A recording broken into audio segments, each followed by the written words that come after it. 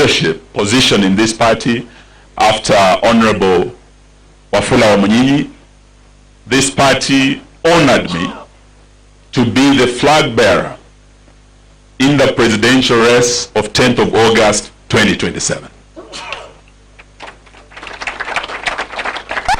In the last general election, this party did not field a presidential candidate. This party supported the Right Honorable Raila Amolo Odinga with Honorable Martha Wangari Karua. That is the team that we supported in Azimio. So today I want to say this from Chui House, for the avoidance of any doubt, that DAP Kenya has a presidential candidate.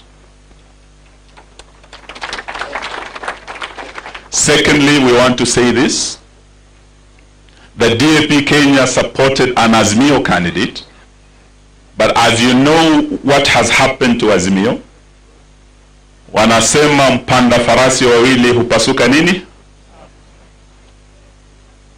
Mnajua ya kwamba Azimio ilipanda farasi wawili mwaka jana na ikapasuka nini? Ikapasuka msamba. Nusu ya Azimio ikaingia kwenye serikali ya Zakayo inaitwa broad-based government. Nusu ya Azimio ikabaki kiongozwa na Stephen Kalonzo Musyoka. So what Philip Kisia is telling you today as we stand here, that yes, in the last journey to the last general election, DAP was Azimio Damu, was Raila Odinga supporters for the presidency. But as we speak, after ODM and others entering the broad-based government, my party made a resolution that it was no longer tenable for us to continue being part of a coalition that it does not know whether they are in government or they are in the opposition. So hiyo farasi ilipopasuka msamba, wana DAP Kenya wakasema, we start a new journey, we look for new friends, we look for new partners, we look for a new coalition and a new path towards the formation of the next government. So today, for the avoidance of any doubt as you live here, we want you to know this. As Philip Kisia has said, Philip, I think you are going to be the mortician. Let us tell Kenyans the truth. Azimio died last year, Azimio is dead as a dodo, and Philip Kisia will do the honorable duty of being the mortician. Today from Chui House, the second thing I want to say is that we are starting a new journey. We are opening a new chapter. The formation of a new coalition that is going to form the next government of the Republic of Kenya. So that we want to be clear as we speak. To Anik, I want to thank you for the authority you gave me to start reaching out, seeking new friends and partners. And kijana akianza kuchumbiana, lazima ifike wakati analeta marafiki nyumbani, kuleta mchumba wake nyumbani. Ndio sababu leo nimesema niwaite nyote viongozi wa chama hiki kutoka kaunti zote za Kenya, muone wale marafiki ambao mlinituma niende niongee nao. Mnipe ruhusa siku ya leo, kutoka leo, ya kwamba kama mumeidhinisha marafiki ambao nimeleta nyumbani siku ya leo, tuanze hiyo safari mara moja. Na wauliza wananek, wageni wetu mtatulia kidogo, mko hapa, munakubali huyu Stephen Kalonzo Musyoka, kiongozi wa Wiper, tuungane naye, tufanye kazi naye, tuunde muungano mpya na tuunde serikali ijayo? Hiyo mmekubali? Makofi kwao jamani. Leo pia hapa tuko na Senator Onyonka ambaye ametumwa na ndugu yetu Fred Matiang'i. You've heard from him. Na wauliza ruhusa yenu, sababu vile nimesema nimekuwa natafuta marafiki. Leo nimewaleta nyumbani.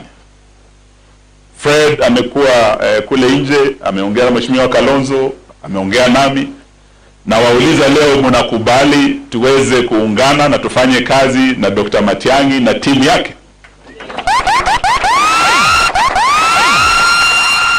Leo tuko na Rigathi, the truthful man, the second deputy president of the Republic of Kenya. Malala amenibia siri kidogo, amesema iko gari mpya iko inakuja, iko inaundwa, inatayarishwa hivi karibuni. Tukitoka Chui House, Rigathi atakuwa anatualika kwake, iwe wa Munyoro iwe wapi,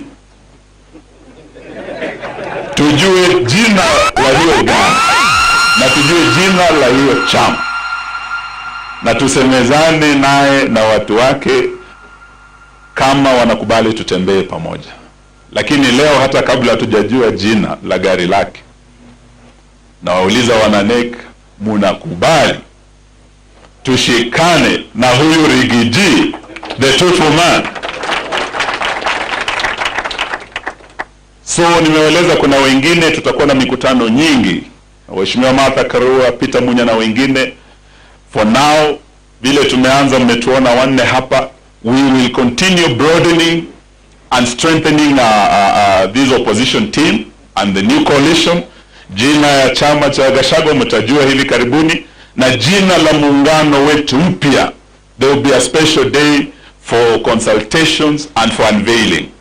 So when that day comes, tukiwaalika, haitakuwa Chui House tena, muwe tayari, safari inaanza leo. Siku hii pia is a special day. Tumekuwa tunasukuma mambo ya IEBC. William Ruto has deliberately blocked his reconstitution of IEBC. We have by-elections all over Kenya. I think we have almost over 6 MCAs. Tuko na wabunge nafikiri wawili. Ona mbunge nafikiri wa Magharibi sijui wapi, Lagdera. Hawa wamekaa bila representation, and this is in violation of their political rights under our constitution. And as we speak, the main delay imekuwa wanaojipanga, they broaden their government, wanangoja uchaguzi wa AU. The other issue why there has been deliberate delay, sababu huyu jamaa anaogopa by-elections. Saa hizi kukiwa na any by-election, vile aliguza Mrima, mtu wa Munyoro si atamunyorosha huyu jamaa. So there are many reasons why William Ruto has been hesitant to get IEBC in place. Saa hizi kukiwa na by-election anywhere, hata wakae huko Western sijui siku ngapi, wamekaa 6, hata warudi mara 60. Tuko tunajipanga. Vile umeona timu yetu hapa, huyu Malala, PK, natembea wa governor, tuko tunajipanga. Waliambia wasiguze Mrima, wakafanya nini? Wakaguza Mrima. Huo Mrima umeteleza sasa Mount Kenya, wametorokea, nimeona Mount Elgon. Sababu wanajua huku kimeumana. Lakini leo tutataka tuwaambie wasifikirie Mount Elgon ndio watakimbilia. Na wanakuja na vitu ya kudanganya watu. Ati tumeleta bonus kwa kampuni iliyo under receivership. Kampuni iliyokuwa na shida karibu ikufe, ni kama kampuni iko kwa ICU. Sasa hii ni kama Ruto anaenda kwa ICU, labda kampuni imeimprove imekuja HDU, lakini haijatoka hospitalini. Mumias still ni kama unaenda na peremende, unapea mgonjwa kwa ward na ako na tumor, afurahi hiyo siku moja na umwache na ugonjwa wake. Hiyo ni ungwana kweli jamani? But the real problems affecting Western Kenya, the sugar industry is ailing. Why didn't you go to Nzoia? Wakulima hawajalipwa almost 500 million. Wafanyikazi hawajalipwa almost 1 billion. So instead of going to Nzoia Sugar Company, uende ulipe wakulima, ulipe wafanyikazi, unaruka hiyo, you take 150 million kwenda hapo Mumias. Mimi, which is under receivership. The last time tulienda na Uhuru Kenyatta Mumias, we took 1.2 billion. Leo nakumbuka tulikuwa Mumias. Rais akienda pahali lazima aende amejipanga sawa sawa. Mimi ilikuwa rais akinituma kule Nzoia, the minimum angenituma nayo was 500 million. Tukiwa na huyu wa Mnyinyi akiwa mbunge wa Kandui. At no time have I gone to Nzoia na 100 million or 150 million. Hiyo sio kazi. Rais hawezi peleka pesa kidogo kama hiyo na unataka upigiwe makofi. Hiyo ni kazi angepea Salasi aenda afanya. Hiyo ni kitu angetuma hata PS wake na wasitangaze. So there's a problem. He wants to hoodwink the Western region because the entire mountain region has turned against William Ruto. Eastern region kwa Kalonzo iko locked kwa Chui. Chui anajua kuinda sana. Na wewe ukienda kuinda Chui, Wakikuyu wanasema garei itago na mudu na mudhoni. Chui sio rahisi kuinda namna hiyo. Sasa leo nataka niwaambie sisi tumeenda mawindoni. I was there with my late brother na Kibaki na Ngili. Walianza kunywa chai watu watatu. Vile tunakunywa chai tuna Kalonzo na huyu Gachagua. Waliunda serikali hawakuunda. Kuna wakati mmoja aliuliza wanaume wawili wanafanya nini na mama mmoja kutoka Ukambani kwa hoteli kila siku. Kumbe serikali inafanya nini? Inaundwa. I want to tell you my friends today. I might be a young man but I'm a bit politically experienced.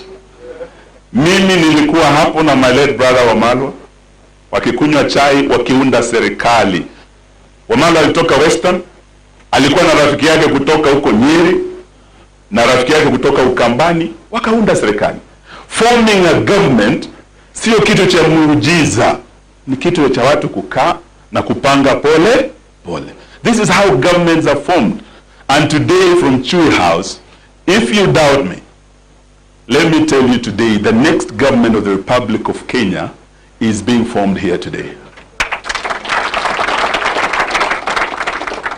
Mimi nilikuwa na Uhuru na Ruto. Tulikuwa vijana katika ile serikali ya Kibaki. Tukaunda kitu inaitwa G7 na huyu Kalonzo. Tukajipanga, wenzetu wawili, Uhuru akafaulu akaingia, Ruto akafaulu akaingia, mimi na huyu Kalonzo ndio bado tunajaribu. Lakini tunaamini ya kwamba wakati umefika. Tukishikana na huyu Rigathi, Onyonka na wengine, serikali tutaunda. And we started kikombe cha chai tu and we formed that Jubilee government. So today I can tell you for William Ruto, hata afanye nini, the die is cast. I have no doubt in my mind and I want to urge you today, mukitoka hapa, please go back and start working. IEBC is being reconstituted. The electoral journey of Kenya began this morning and the formation of the next government starts also this morning. Let us work together. Let us work together. Let us look for the Gen Zs. Those young people I've shown you here in your constituencies, in your counties. Those are the game changers. Those are the people who are going to decide the next election. Muatafute, let's mobilize them. Let us register them as voters. Let us push for the IDs. Mwisho, I want to say this, what my brothers have said from Western. We hosted Stephen Kalonzo Musyoka in Western. We were in Kakamega. We went to Trans Nzoia. Watu wa Western wako tayari. They are ready for us. We hosted Bwana Rigathi and we saw the reception in Kakamega. Leo nataka niwaambie, yale wenzetu wamesema Western the last 6 days does not represent the position of the people of the Mlembe Nation. Yule alitamka anaitwa Dan Wanyama. Dan Wanyama mimi ndio nimemleta kwa siasa. I was his party leader Newford Kenya. Ni kijana mstaarabu kabisa wa Salvation Army. Kila Jumapili amevaa mavazi meupe. Hajawahi tamka mambo kama hayo. When I was his party leader, he never did. Wakati ameingia UDA, kapata party leader mwingine anaitwa Ruto, ameharibu mtoto wetu jamani. Because ile script Dan Wanyama amesema akiwa Bungoma. Sio script ya Dan Wanyama, ni script ya William Ruto. We know Ruto because we know he has been there. 207, 208. The 41 against 1 line. That was Ruto's script, and he was the chief architect of the 41 against 1 when he targeted one community. And he ended up at The Hague. William Ruto, I want to tell you today, do not try to go down that road again. We will not allow you to isolate any community. We will not allow you to demonize any community. That will make you a candidate for impeachment. If you have impeached Gachagua because of tribalism, then isolating Mount Kenya, demonizing Mount Kenya, makes you a tribalist and a candidate for impeachment and a candidate for ICC. We will take you back to ICC, this government. Hiyo tunataka tuseme leo wazi. That we will not compromise. Kenya will remain one indivisible nation under God, as it is enshrined in our constitution. We will not allow ourselves to be taken back. And we challenge NCIC. Why is it that hawa watu wanatoa matamshi yanaogawanya nchi kwa misingi ya kikabila? Dan Wanyama hajashikwa hadi sasa.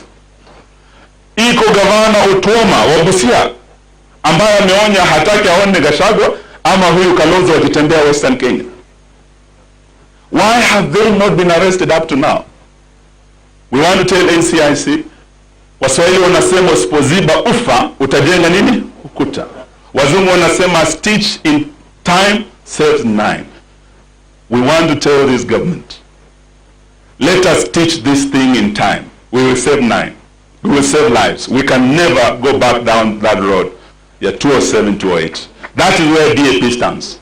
So sitaki niseme mingi, nina wageni, nataka pia waje waseme nanyi.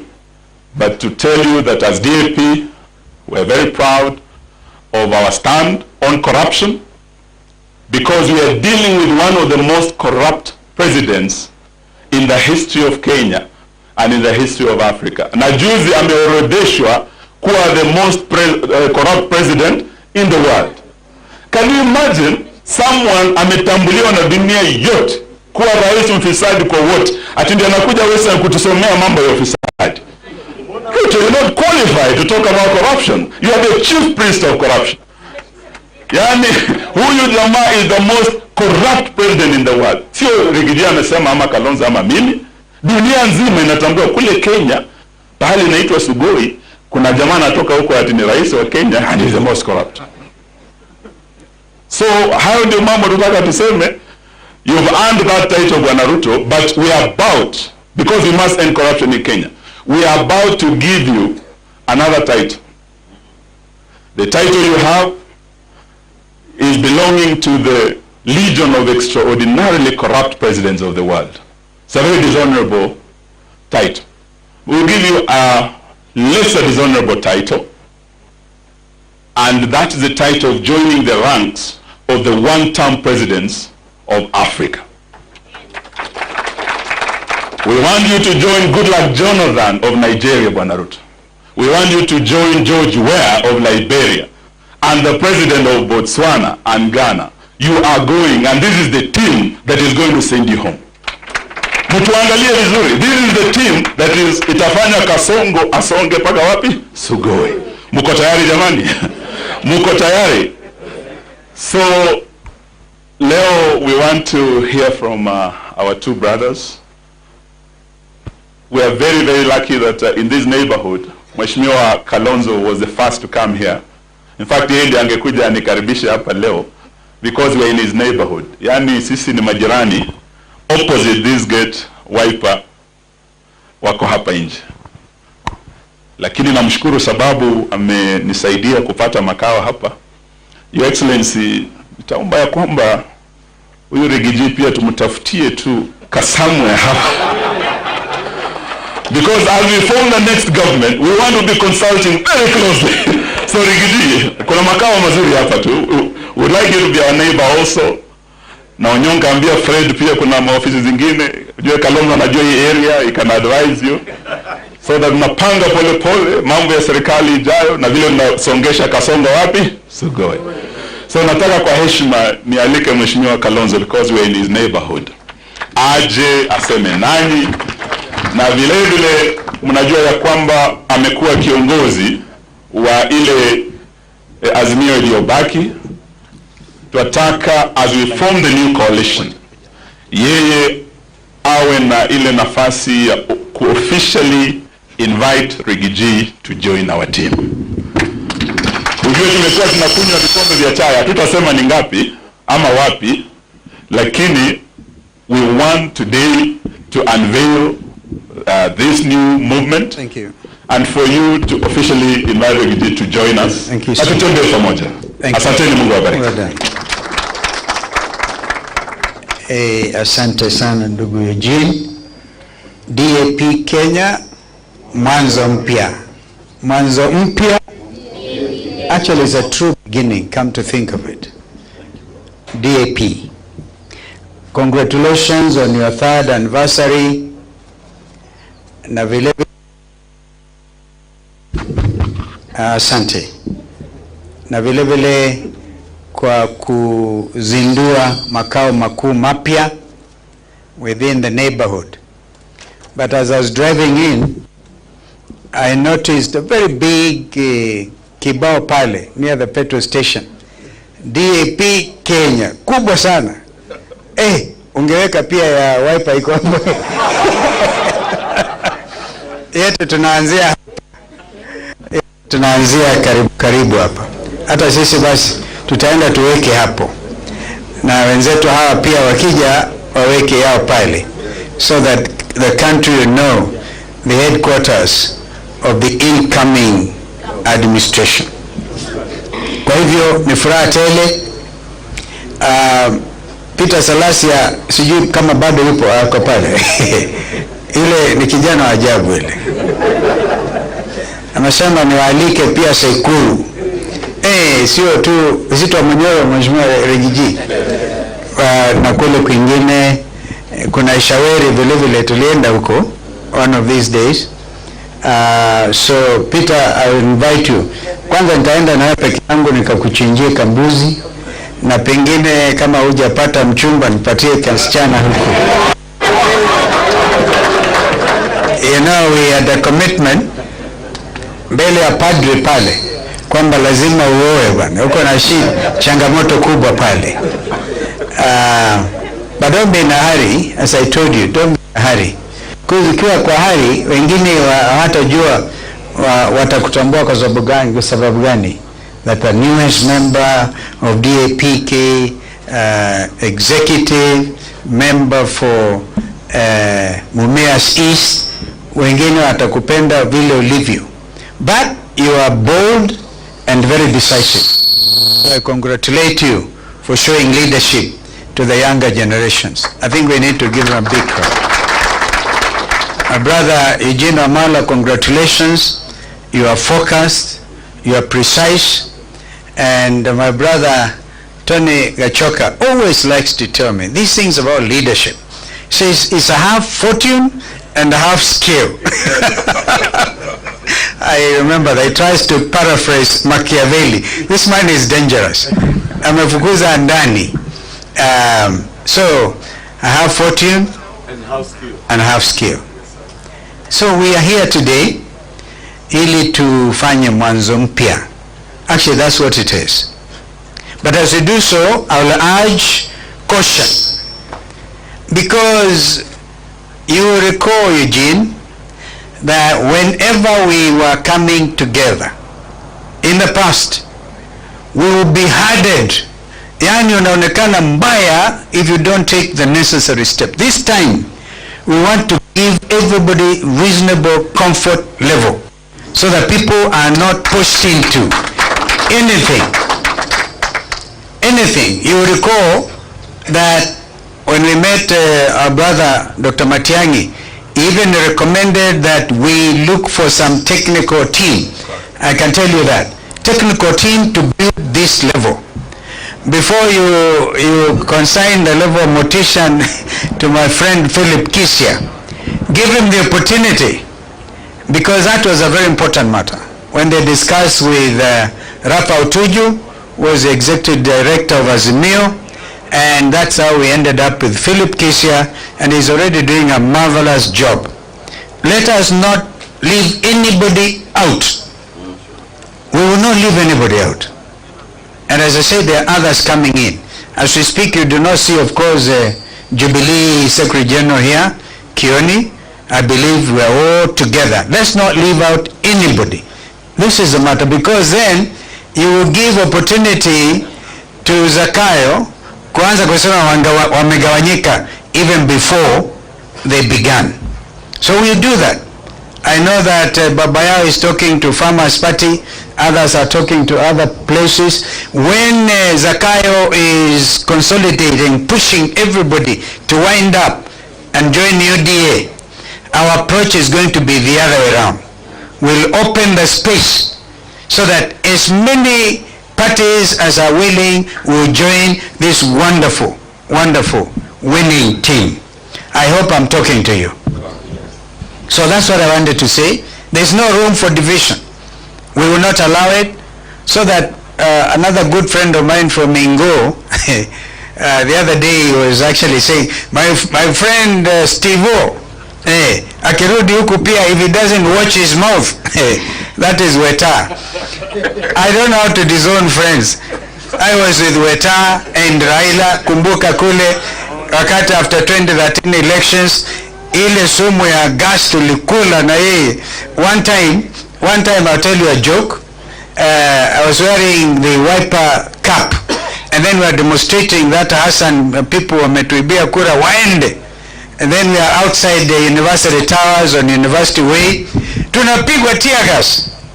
If you didn't know what happened that particular day, we have fought and we can't afford. We must get killed. I didn't know that Raila could fit into the driver's seat. Hapo alikuwa gari yake imepotea, akaingia kwa ya Orengo, natafuta Weta simpati, tukapotea, and we used to end up eating kwa mama samaki on Kilimani, and tunajipanguza machozi, tear gas. William Ruto anaenda huko Kambana akasema, the last time I saw a whole former vice president, he was sitting on the tarmac. It's time now to sit on the tarmac. Tukiendelea namna hii, pia yeye akule dust kidogo. And this is for the good of this nation. I believe it strongly.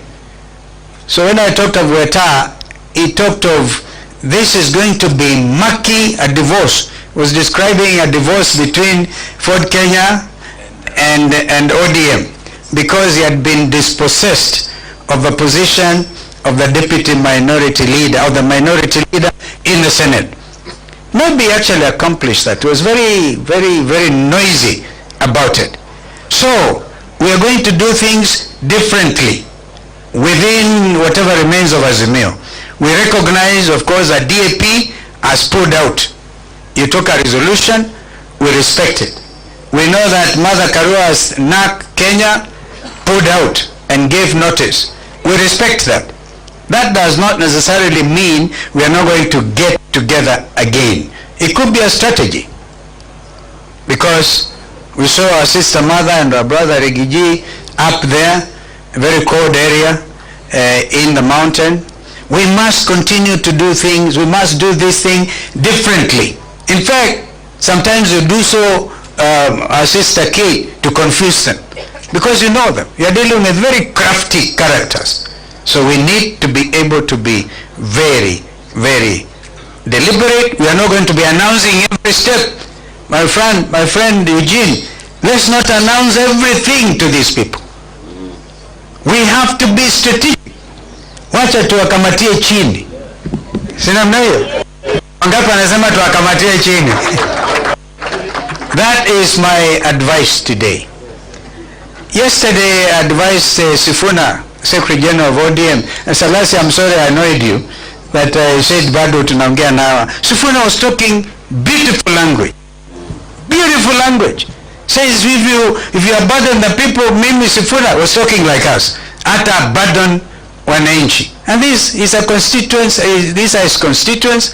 Our sister Bosibori was hosting us there in Ndagoreti North. And so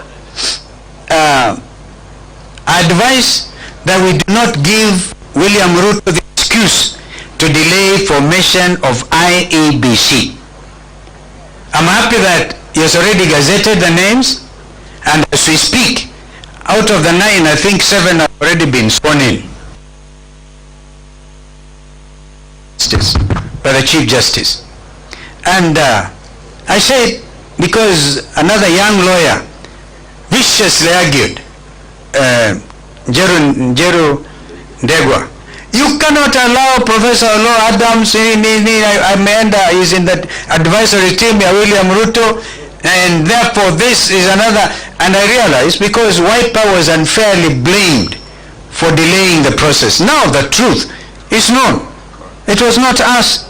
It was William Ruto, through instructions given to a judge in Kiambu, who has vacated her own situation, dismissed the application, and therefore paving the way for the selection panel to be put in place. So now I say, Professor Law Adams, because he went in as Azimio and Dr. Kokemoli as Azimio, right? As of today, therefore, the whole thing about the categorization of those leaders, of those members of IBC selection panel, are based on that structure. Now, we can, going forward, choose to dismantle the structure. And I think Philip Kisia, who is the executive director of Azimio, whatever remains, because we have Billy still holding on, we have Wiper holding on, we have Kano. Remember that we had One Kenya Alliance, and I think we were with you by that time. One Kenya Alliance. So some of these things, I'm just saying, we must be strategic so that we do not make it obvious. Indeed, it's going to become, let it come up and hit. Remember, there were people, Kenyans also, on social media, who are determined to get the new team going forward. And I saw myself invited to Limuru 4 conference. Limuru 4 kufanyika. But I know the urge by Kenyans, they want us to get together, drive out this situation. Senator Richard Onyanka, I really agree with you. I can't agree with you more. If there's a leader who has been reborn, in my view, and speaking the language of the young Kenyans, and not afraid of anything, it is Senator Richard Onyanka. So, what you have told us here is like a tip of the iceberg. I think I want to agree with Malala. When I met Malala today, we laughed. I remember the last time, this man is able to organize tremendous. He organized a big rally for Matungu, remember? We were campaigning for a candidate, One Kenya, Mwanamlindo. Big organization. So I wondered what happened. I still want to ask a few questions. What happened? And therefore today, ladies and gentlemen, I can tell you what is happening now is the real thing. You know, I took a position before the impeachment of the deputy president, the second deputy president. We consulted. We actually went on a retreat. And we took a principal position because a country was saying, not Rigathi Gachagua alone, but even William Ruto amtangulie. So they were saying, remember, kufa driver, kufa makanga. So we say we will not allow makanga na kufa peke yake. And that is why we took that principled position. It was not for the love of Rigi G. I can tell you I've never myself at that level interacted closely with ndugu huyu Rigi G. I haven't. But I can also disclose we have been talking very closely with my brother Eugene. You know, be strategic. Mwambie Eugene kutana na yeye. Saa ingine tunakutana tukasema this thing is not right. Injustice anywhere is injustice everywhere. So Bwana Wambugu, I also thank you for standing with our brother here. One time I went to Nyeri, I had all kinds of reasons to say no to Rigathi when an opportunity arose. Because he had that MP for Nyeri town was a tough organizer. Nilienda kule nikapigua kelele ya ajabu. And I went there, we met with our brother Rigathi at Ndarasha, that terrible incident, the tragedy, when we were burying those children. He briefed us, tukaingia Nyeri town. I saw a different Nyeri town. By the time we were in Karatina, if I was the MP for that area, I would resign mapema. Kama kuna mtu anachukiwa na watu ambao wamemchagua, from what I could see, I don't know what the name of that MP is. I would advise him mapema, resign, tafuta kazi ingine, mwambie Zakayo kupatie ambassadorio, uame Kenya hii. Because even there will be an election. The other reason they are delaying this whole thing about IBC is because they know now under the constitution you can recall some of those MPs. Wanaogopa hiyo kama kitu ingine. And I want to prepare our people. Now that IBC is there, tafadhali mujiandae hao watu wawe recalled, because they have acted unjustly. They have supported corruption. They have above all else stood for a government that abducts its own citizens. And I want to pause it here. My academic brother Tony, I want you to argue with me when we leave this place. My argument is abduction is worse than detention. At least wakati wa detention ulikuwa na kitu inakuwa signed, unaweka mahali. Abduction, it is something terrible. It's a crime against humanity. Therefore, Cleophas Malala, I agree with you. Are we going to wait tunaimba kuwa 2027 ukutafikika jameni na with people abducting Kenyans? Mama mzee Joki complaining about SHA trying actually to advise them this thing is not working. You send 20 policemen to abduct a Kenyan mother against all known humanitarian and international statutes relating to the freedom of a person. In other words, this administration of Ruto has overthrown the constitution. So how can you live with a government and unaamini 2027 which has already overthrown the constitution? That is the problem I have, Tony. I have that problem. Let me now tell you this. Even as IEBC selection panel wameanza kazi yao, do you know that the secretariat of IEBC, led by somebody, Marjan, I don't know the name, Marjan or somebody, is getting instructions from the former Commissioner Molu, who is Ruto's advisor in State House. Now, let me get that document to Yangu. They have already put a tender to procure for the next 3 years without an IBC commission in place. It's already on their website. Yeah, some of it is closing time at 1 o'clock on the 29th January 2025. They're already in a hurry, and it's like this is a test case. If we don't stop them now, we are telling IBC Secretariat, you will not move one step. We'll come for you if you try to do this. You must wait for a properly constituted IEBC. That is where Azimio lost it, by the way. Remember, they procured a printing farm in Greece. By the time Uhuru na hao wengine walileta the extra 4, remember the Cherera 4, they were there, hawajui what is happening. Things had already happened. They had procured materials in advance of these people arriving. So this time, we cannot afford, in my view, to allow these people any space to manipulate, to steal, to mess up with 2027. That's why some of them are saying they know how to manufacture presidents in excess of 20. So no, they even say blindly, boldly, that they will make sure even if wameshindwa, wataibuka hajashindwa. If we are in this country and we all belong in it, we must really stand very, very strong. Mwisho, you cannot isolate the mountain or any part of the country. It is not possible. we want to tell William Ruto, the mountain is not isolatable.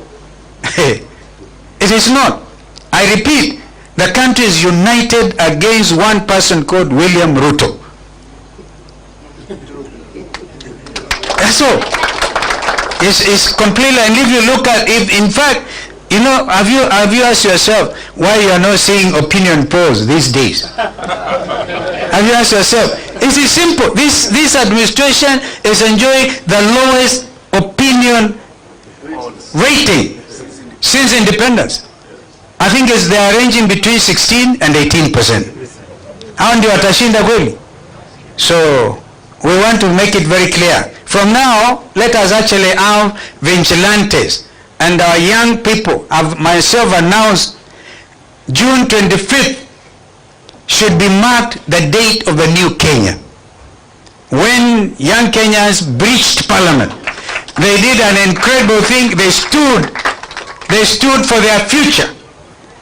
And it's not that they could not get rice where they are coming from. Waheshimiwa mulikimbia mkawachia bunge wakajienjoy kidogo. If it was not for the tunnel, they would have, and these young men are so decent, they would not have messed you up. But instead, we visited with Eugene and other colleagues. Tukaona vile wamepigwa risasi, sniper from on top of the bunge itself, open the skull of young Kenyans, and you want us to forget, and you want us to tell you the bread-based government is not blood-based? You surely don't believe it is still blood-based? Therefore, the 25th of June will go down in the history of this country as a truly revolution day. And I think we have to accept it, give it to the young people, that they could not have died in vain. That unakumbuka 25th the other day, they could not even be allowed to hold vigil. We'll stand with them, not because of anything, but because it is the right thing to do. I want to conclude so that I can welcome our brother Rigathi kwa kusema kwamba we must do these things now differently, and we must be very strategic, at the risk of repeating myself. And there's no two-way traffic about this matter. From today, the vigilante teams, any careless utterance by Kenya Kwanza administration, kama hii ya governor, of all the people, I could not believe Otuoma could say that. Let Otuoma know I'm coming to Busia. I'm coming to Busia. Oh yes, I will come to Busia. And nothing will happen to me, because he dare not cause violence. If he thinks he is helping William Ruto, that is the day the whole international community will close ranks. I will say, Kenya, you're on your own. Remember, we keep on saying we are against the hate mission. Kama kuna kitu moja inatatiza even election ya Raila for AU, it is this thing about Haiti. And now listen, African heads, how can an African country go and kill blacks in a faraway country? Because you see, Tinga is a candidate of the Kenyan government. The Kenyan, it's a Kenyan, and that's why we agree with Salasia. We will help him, we pray for him to get this thing. But so that I can quickly conclude, we document every careless statement. And Kenyans are wonderful. Forward every careless statement to the ICC. That is the only language William Ruto understands. So if you want to isolate the mountain will report you and all of us for crimes against humanity. We will cite you and we will follow these things to their logical conclusions. Haya ndio matamshi yangu, as I congratulate once again DAP Kenya. Huyo wakati umefika. If there is no alcohol, mimi itafanya demonstration pale outside because watu wamechoka. And once again, our brother Mheshimiwa Gachagua, stay firm It is your democratic right to be heard. There are those who have already assumed that he's out of any situation because of impeachment. And as a senior counsel, I can tell you what happened on the floor of the Senate on that impeachment. Any magistrate, any judge properly directing his mind will know that was an improper impeachment. And that's why we stood with you. Karibu sana ndugu. Karibu. Thank you.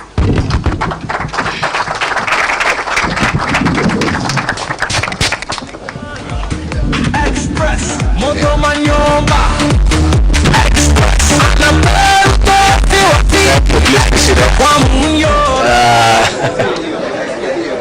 Your Excellency, former Vice President, the Honorable Stephen Kalonzo Musyoka, kiongozi wa DAP Kenya, the Honorable Eugene Wamalwa, honorable members, senators, MCAs, and all leaders present.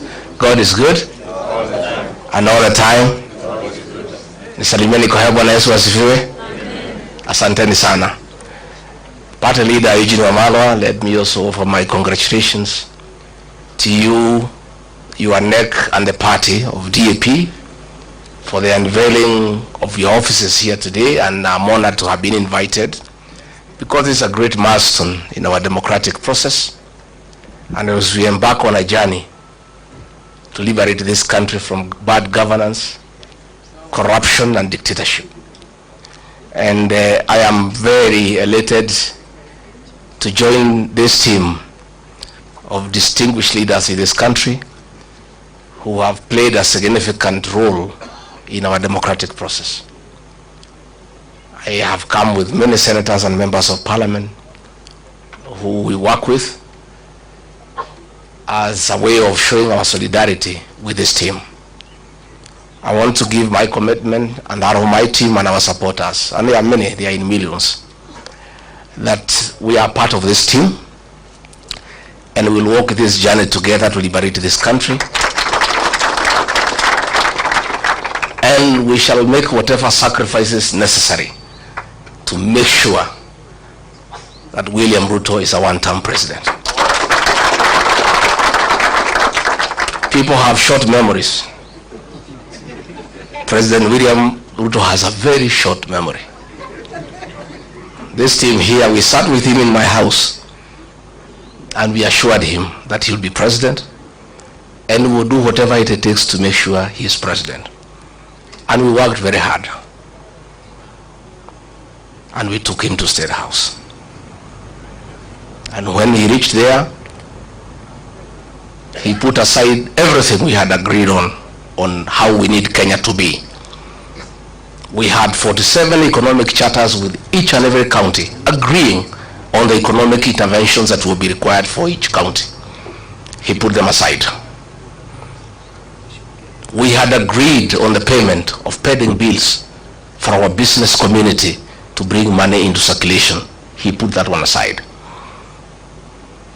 We had agreed on the bottom-up economic model of putting money into people's pocket. The minute he reached State House, he changed course. He got a small team of economic advisors and came up with a very brutal program of removing whatever little money was in people's pocket from their pockets. Along the way, I could not agree with him. I couldn't agree with him because I'm a very principled person. And I told him, boss, we have lost focus. This is what we told the people of Kenya. We had assured the people of Kenya that we will never carry out evictions and demolitions that are inhuman. And when he made a decision to evict people from Nairobi River along the line, and the Nairobi River Commission was in my office and he asked me to lead that program, I told him I can't do it because it's against my principle. And he said, you must do it. When we had the Finance Bill 2024, I was a lone voice in cabinet telling him, listening to the people of Kenya, they will not accept this finance bill. And it will leave us with an egg on our face. He became intolerant. He became dictatorial. And the government that he leads is a one-man show. I can tell you today, all those ministers you see there, they are flower girls. I was the only man in that cabinet who could stand up and tell him, hey boss, no, this can't work. And that's why he needed me out, so that he can put a protege and other fellows just to say, yes sir, yes sir. It's a praise and worship choir for the president. And I couldn't fit in that choir. I couldn't fit in that choir. You know, and he is very bitter, extremely angry, very irritable, that for a whole 6 days he's just abusing me in Western Kenya. Rigathi Gachagua is not a road in Wewe. He is not a hospital in Vihiga. He is not a water pan in Kakamega. He is not a slaughterhouse in Bungoma. President of the Republic of Kenya has gone to Western for 6 days, just talking about Rigathi Gachagua, occasionally Kalonzo Musyoka, because he's bitter that his voting bloc, the one that made him president, the Mount Kenya bloc, is gone and gone and gone forever. And I told him, it is his own undoing. I told him, don't touch the mountain. See the Bible. You read the Exodus. I told him, don't. Many times. But it's because he has some young MPs he moves around with. Young boys who are born in towns and brought up with Serelak. They don't know the community. So they tell him, no, it's okay, no problem. Mulima ni yako, wewe ulikuja huko mwenyewe. Hawa watu ni wako, hata ukitoa huyu weke huyu hakuna shida. Namwambia mimi ni mzee. Hawa watu mimi nawajua. These fellows on the mountain, they hate betrayal and they hate deception. Because of what Mzungu did to them, they hate betrayal. And you yourself, President William Ruto, you are beneficiary of my community's distaste for betrayal. When they decided that Uhuru Kenyatta has betrayed you, they turned against Uhuru for betraying you in their view and voted for you. And you are not one of them. They hated one of their own to support you, and you are not one of their own. If you betray one of their own, you tell me the story.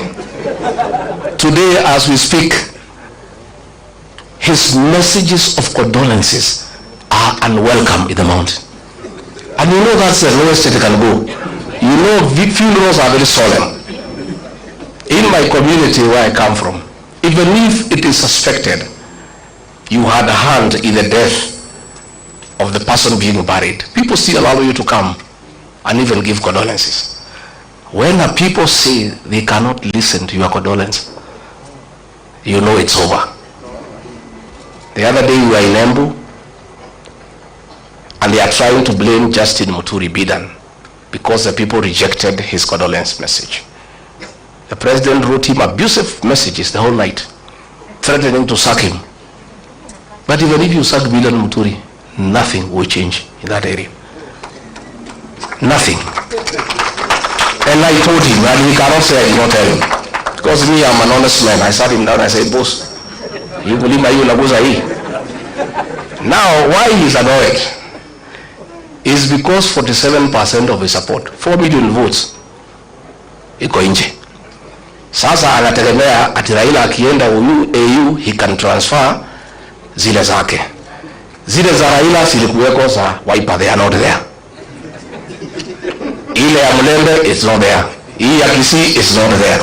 Huyu jamaa amekwama. Amekwama. And I can tell you, because I know he is cornered. Kazi yetu rahisi sana is to stay together and unite our people. Mimi naomba jamii ya Mlembe, amekuja huko anaita mimi mkabila, ati ndio mimi nisisaidie nyinyi. Siku nilimsaidia hakujua mimi ni mkabila. When we voted for William Ruto, we knew he's not a Kikuyu. 87% of my people voted for him. We knew he's not a Kikuyu. 13% voted for Raila Odinga. We knew he's not a Kikuyu. We had our own candidate called Wahiga Mwaura. we never voted for him because we are not tribal. Saa hii ameona tunashikana na watu ya Wiper, ameona tunashikana na Mulembe Nation, na hapo Mulembe Nation ndio naona amekwambia hapo. I think it's his last hope. Sasa anakuja huko kusema ati mimi ni mkabila, ati ndio msinikaribishe tusifanye pamoja. President William Ruto, hear it from here, Chui House. The same way Mulima ilisaidia wewe, it is possible tunaweza saidia hii watu ya Mulembe. It is the same way tunaweza saidia huyu Kalonzo. Na sisi hatuna contract na wewe, deni yetu na wewe tulimali. We had intended to pay you in 2 installments. Tukakupatia the first installment, ukagusa Mulima, hiyo deni ikafanya nini? Kaisha. We owe you no debt. So anaenda pale Western, anasema tumefukuza huyu Rigathi Gachagua, and he is corrupt. William Ruto, my friend, do you have the moral authority to talk about corruption? And we sympathize with you because juzi kumekuwa na opinion poll on the most corrupt person in the world, and we are unhappy that you are rigged. Instead of giving you number 1, they give you number 2.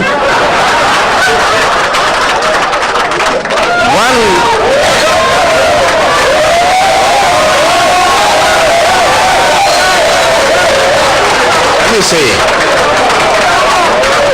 I want to say, let me say,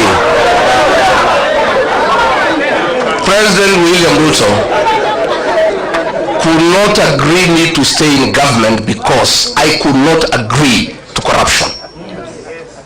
The State House of Nairobi is the real center of corrupt activities. And there are two, watu wawili, moja anaitwa Adil na mwingine anaitwa Jayesh. These are the conveyors of corruption in this country. Na ndio watu wenye she and sha. Ndio wale watu ya Adani. Na hao watu wakija kuona rais, hata ukiwa deputy president na minister, utamngoja hapo saa 5 akiongea na hiyo watu, wakipanga hiyo mane. So Mr. President, be an honest man. Look for a mirror before you talk about corruption and look at yourself.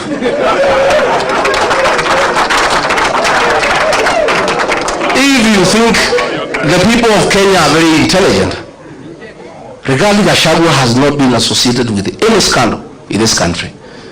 So wewe unaenda pale unasema he is incompetent. In matters incompetence, Mr. President, I tend to agree with you to a certain extent. Serikali yako ni ya uongo, kutenga, kudanganya watu. Uliandika mkataba na watu ya Western, ukaamjema utajenga 1000 kilometers, hujajenga. Umekuwa hapo juzi unafungua transformer. Wewe mimi ulitaka nikusaidie kudanganya wa Kenya.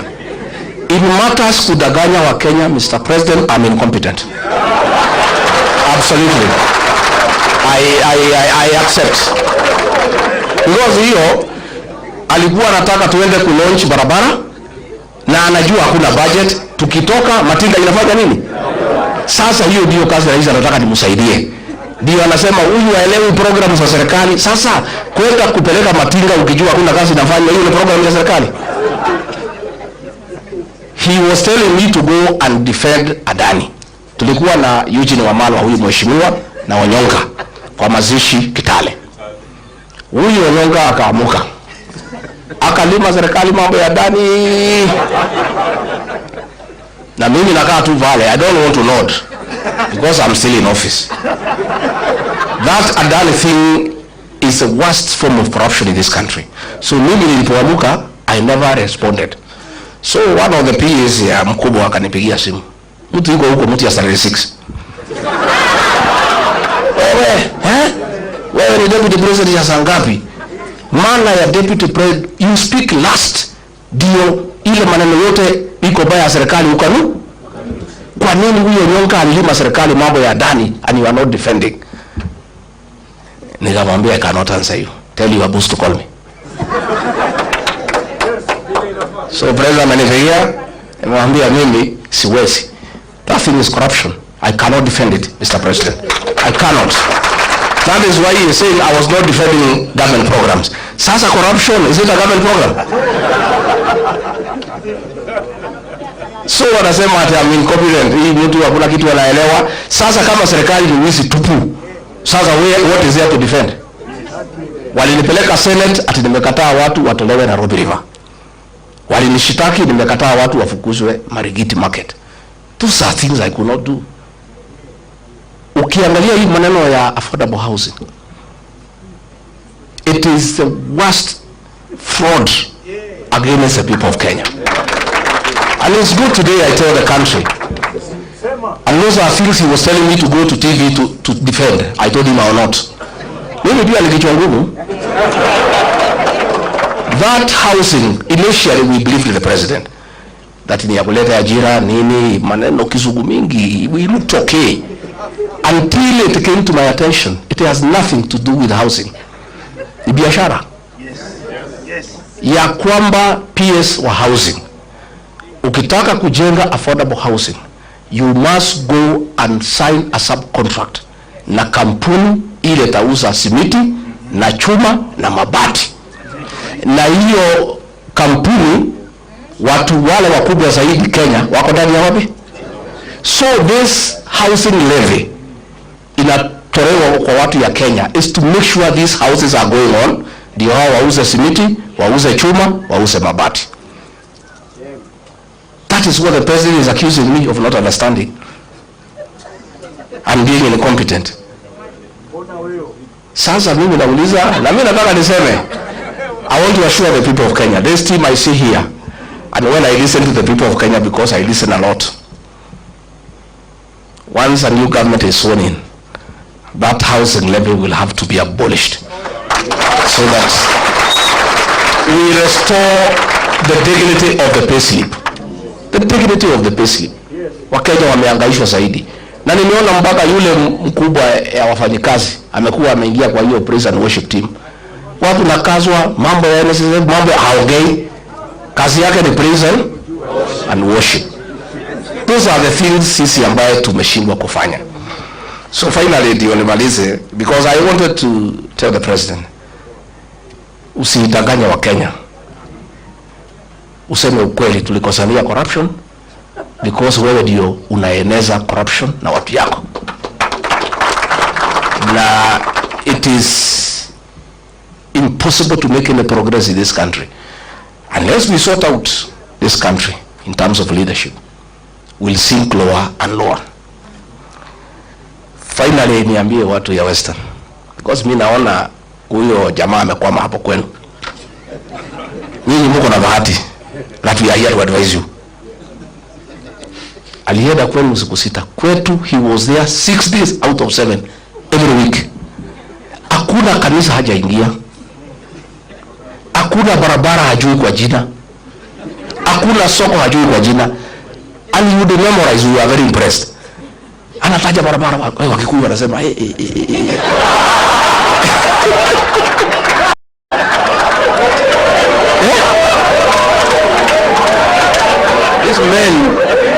These men called a community that has pride, a community that's hardworking, that is rich. Watu wamesoma. He called all of us, our bishops, our reverends, our pastors. Hata huyo hizitu na mimi Rigathi, he called all of us. Alikuwa anakuja baada ya osho. Sasa amekuja kwenu msangalele mwalamu. That is the same script. Nyinyi mkikubali mtalia vile watu ya mlima wanalia. All this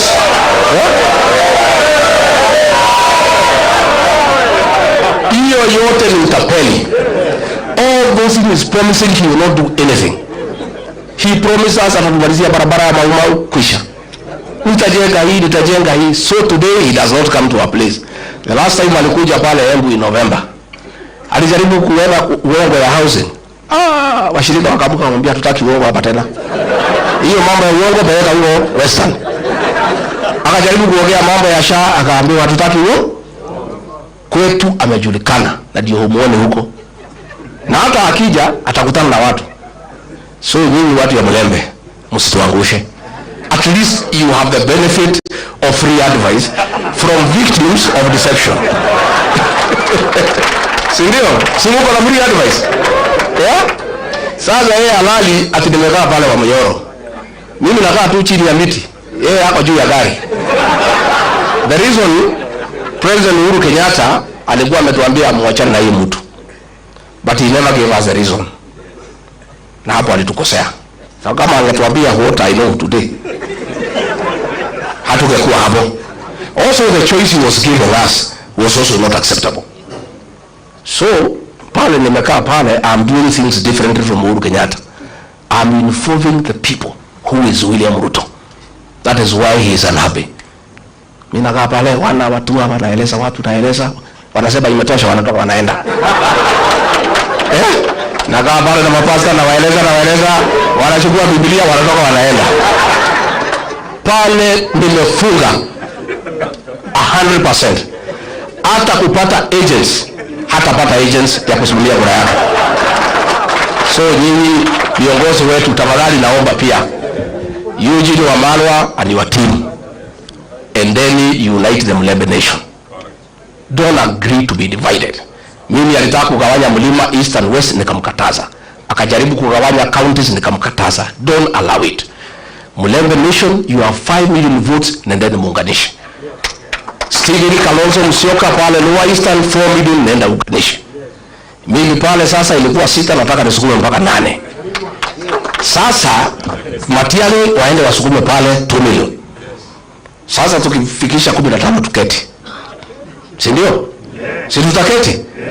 And we must not let the people of Kenya down. People asking, wewe, wananiambia, wewe Rigathi, tenda tafuta marafiki.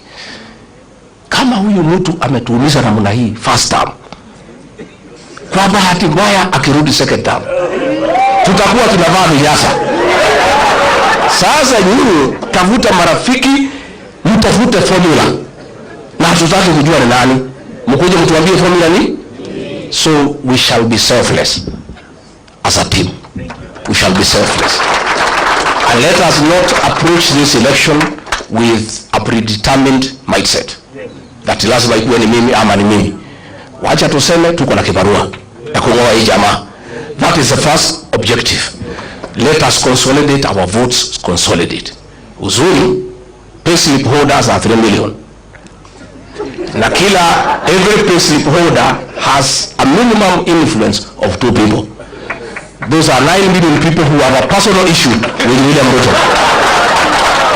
Sasa, ongeza Gen Z. Maneno imeisha. So, and I want to, as I sit down, I want to ask our Gen Zs, please, you are doing a very good job, our sons and daughters, on the social media, keeping this guy in check. Continue. But that is not enough. You must take IDs and register as voters. Because the final transformation of this country will happen on the ballot box. Not on a smartphone. The smartphone will create the awareness and create the necessary mood and mobilize people. But the actual transformation of getting the right leadership will happen on the ballot. So we want to ask the Gen Zs and the millennials, please take IDs, register as voters, and continue what you are doing on the smartphone. Now you are doing a good job. Huyu jamaa halali. Even if he was accusing me ati mimi ndio naongoza Gen Z, nikamwambia president, that's a good wish. If I'm the leader of Gen Z, I'm a very strong leader in this country because it's a serious force. So leaders, hawa niwapongeze. This journey is not for the cowards and the faint-hearted. This man is angry and therefore dangerous. I must tell you. Alituma watu Limuru walitaka waniue. Mungu akanisaidia. Siku ingine ametuma askari anitupie tear gas huko Shamata. Siku ingine ametuma criminal gang kuumiza bibi yangu. what he must know is that some of us, and he knows us well, of course he is forgetting, when the fourth administration was against him and persecuting us, we stood with him and never feared. Sisi si watu ya kuziwa uoga, hata tukiuziwa hatuna pesa ya kununua. But I want to tell these leaders, you must be steadfast. You must be on the right side of history.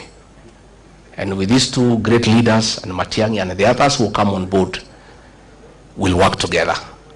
Na tutasaidiana. We'll continue consulting, tutatembeleana. Hivi karibuni, we are also going to unveil our movement. And it's a serious movement. And it's a national movement, but the home of the mountain. Just like every party has a certain home. It's a national party, but with a home. Watu ya mlima wamesema sisi tulienda harusi na gari ya mtu mwingine. Kufika kwa mtu tukaambiwa tushuke. Sasa tunatafuta gari yetu ya kwenda harusi. Sasa kila iko magari hapa. Sasa tutakutana kwa harusi, Mercedes iko, Range Rover iko, magari imejaa wapi? Pale. This UDA, when I make my announcement in another few weeks, will be a shell. It will be a shell. There will be nothing. Ulifukuza sisi, tumetoka na watu wetu wote. Nobody, even people are impatient. If you know the pressure I am under to announce the vehicle, I am not sleeping. People are impatient and they don't want to see it in yellow. You know? So, sisi tutauda gari yetu. Na itakuwa ni gari kubwa na ya Wakenya wote. Na tunataka tuungane pamoja na hao wengine tupange Kenya. And we mean well for this country. Na mtu asikuambie ati sisi ni wakabila kwa sababu tunaunganisha nyumbani. You would be stupid to go to the national table before you organize your house. Lazima kila mtu apange nyumba ya. Alafu ndio tuketi kwa meza ya Kenya, si ndio? So we must all organize our houses so that tutengeneze nyumba hii, tutengeneze hii, tutengeneze hii, tutengeneze hii. Yeye is bitter kwa sababu hii yangu alikuwa anafikiria ni yake. Sasa amejua si yake. Sasa hako na machungu. Na there is nothing we can do. Hatuwezi msaidia, pole. Wewe omba Mwenyezi Mungu, huyu mzee aende yeye kama he can give you his base. I don't know whether loyalty is transferable. Whatever he can give you, you see what to do with it. Hii ya Western naona kama imeenda, Ukabani imeenda, ya Kisii imeenda. Sasa pale kwake tutapambana. Hata sisi tutakuwa hapo. Baba akienda, ile tabaki pale tutangangania na wewe. Si tutangangania? Kwa sababu watu there are some guys who came to see me from Siaya. Wanasema, they came to my house. Wanasema, sikia, Rigiji, sisi, our loyalty is not transferable. Sisi ni watu ya baba. Akishaenda AU, tuko free. Na sisi vile tunaona yeye ni mtu ya kusema ukweli, tunaweza elewa. So, even that Nyanza, baba akienda, will be there also. Because there are also people who want to join the rest of Kenya. So mimi nimefurahi sana and thank you very much, na tumeshukuru. DAP Kenya continue consolidating until Governor Natembea asiuziwe uoga, na hata akiuziwa asinunue. You know they were saying that when they impeach me at I am finished at 2 weeks, alidanganywa na vijana hapo hii ya town. Hii mlima, they have no use for any leader who is not having a position. Tukitoa huyu wanawachana naye, wanachukua yule mpya. Sasa kila siku wanaongea juu yangu. Na bado wacha tuweke gari, tuungane na hao viongozi, and then tutembee. Na mwaka hii ya 25 ndio ya kujipanga. 26 ni si ndio? Hii 25 tupangapange and we'll agree so that we have enough members of parliament. We'll sit down so that we don't compete against each other. Kama hii Nairobi we have 17 constituencies. Nilikuwa nafanya hesabu, naona between this team we can take 15 out of 17. Hii gavana ya Nairobi tutachukua asubuhi mapema. Within this team here, we just sit down and do proper arithmetic. Nakuru, everywhere, Mombasa, we'll sit down so that we don't fight against each other. Tutapangana vizuri, ndio tuone maisha itakaa namna gani. Otherwise, I want to say thank you very much. May God bless you. Mtasalimiana? Mtakuja kutembea Monyoro? Mtakuja siku gani? Asante.